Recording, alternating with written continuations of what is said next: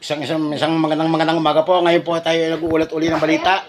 Nakita niyo po yung mga tao rito dito na kumakain, no? Dahil sa sobrang baha. Ito na po, dito na po kumakain sila. Ayan, oh. Kaya po na kayo sa camera, oy. Uy! Ayan, oh. Kain daw. Bigyan nyo naman po kami ng makakain. Hindi naman kami kakain. Baka gusto niyo po magpadala ng relief. Ano, kahit Gcash na lang po. Sa Gcash namin. Gcash na lang dyan. Mga Ayun na po yung mga tagalungan sa amin, no? nandito po kami sa Obando, Bulacan, Santos Caldon, Bulacan. Pwede po ba kami manghingi ng konting tulong sa inyo?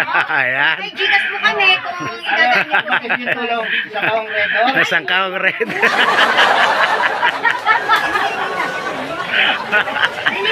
Hindi po, hinihingi. Hindi naman ako masailan na kahit Gcash o kaya isang kabang bigas lang. Hindi po kami masyadong maarte. Pwede na sa amin 5 kaban dito. Ipadala nyo. Gunggong! Barinig kita sa mukha eh!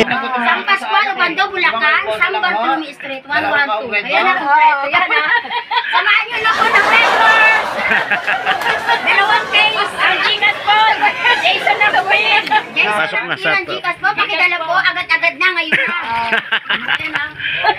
Kaya nawagan po kami. Kami po ay mahihirap lalo. Humingi kami ng tulong po sa inyo. Bye-bye. Member ng Dutch Entertainment. Nandito po kami. Galing, ah. Bye. See you tomorrow.